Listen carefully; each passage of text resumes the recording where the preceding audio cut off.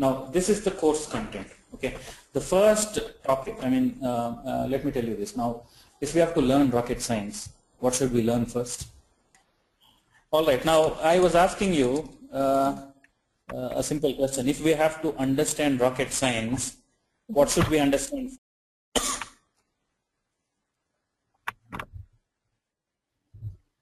Should we not understand Newton's third law of motion?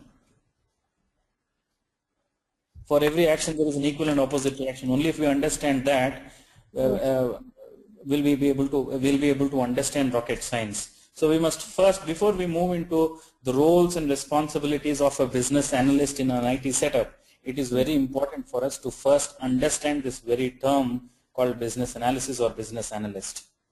So in the introductory session, we'll first define this term called business analyst or business analysis.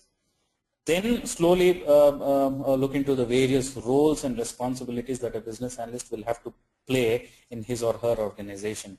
Now, without that definition, without understanding that very term called business analyst, there will not be any meaning if we try to understand the roles and responsibilities, directly jump into requirement gathering, client interaction, interacting with the development team, etc., etc. For us to understand all of that, it is of utmost importance that we will have to understand the definition of the term called business analyst.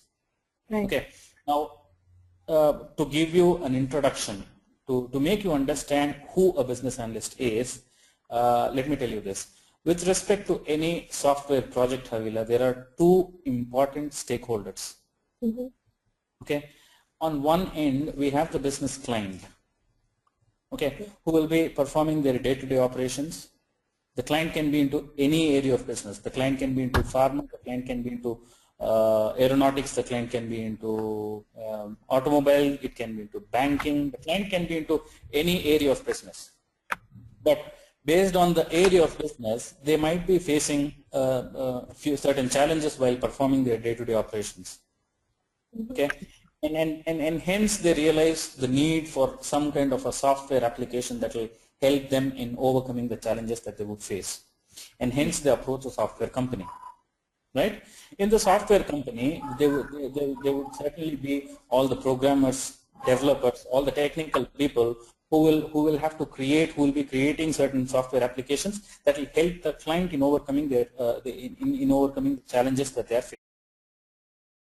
So with respect to any software project, these are the two important stakeholders. One is the client, the other is the technical consultants of the software company. Okay. Now, if we take the technical consultants, for example, these are technical people. These are technology experts. They can be experts in Java, they can be experts in database, they can be experts in Oracle database, they can be experts in mainframes. On the other side, the client can be into pharma, the client can be into automobile, the client can be into banking. If the client is into banking, then we might get to hear terms like core banking, retail banking, corporate banking, internet banking, foreign exchange, mutual fund, insurance, etc. If the technical consultants of the software company is into Java, we might get to hear terms like Java Swing, Java Spring, etc., threading, etc. Mm-hmm. If you notice something carefully, there is absolutely no link between the kind of language that these two important stakeholders would use. There is absolutely no link. But it's ultimately the technical consultants who will have to help the client. If there is not going to be any link, if the language that is being used by each of these stakeholders is entirely different, then the mission cannot be accomplished. And how can this gap be bridged? And this is exactly where a business analyst would come into picture. You got the point? Can I raise a question here?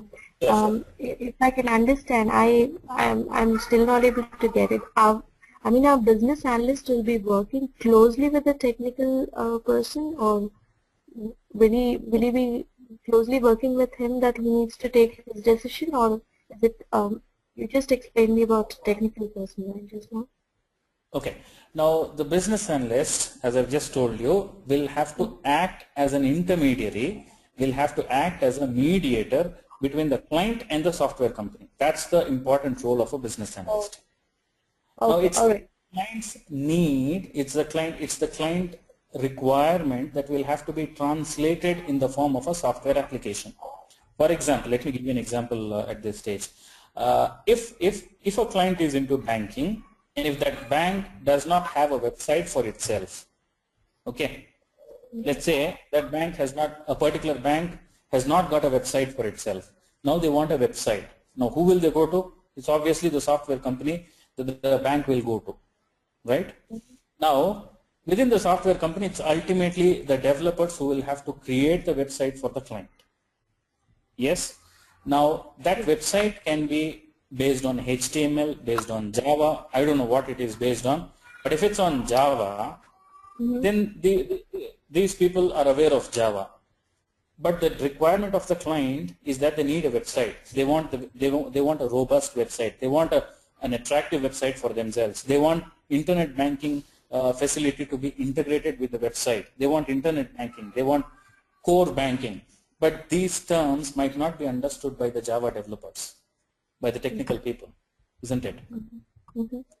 Now obviously the client cannot explain all of this to the technical team of the software company. Now who will do this activity is nothing but the business analyst. Okay. So the prime role, again I repeat, the most important role of a business analyst is to act as an intermediary, is to act as a mediator between the client and the software company. Okay. Now how can they, what a business analyst would do as an intermediary, what a business analyst would do as a mediator is what is exactly what we would be discussing during the entire training.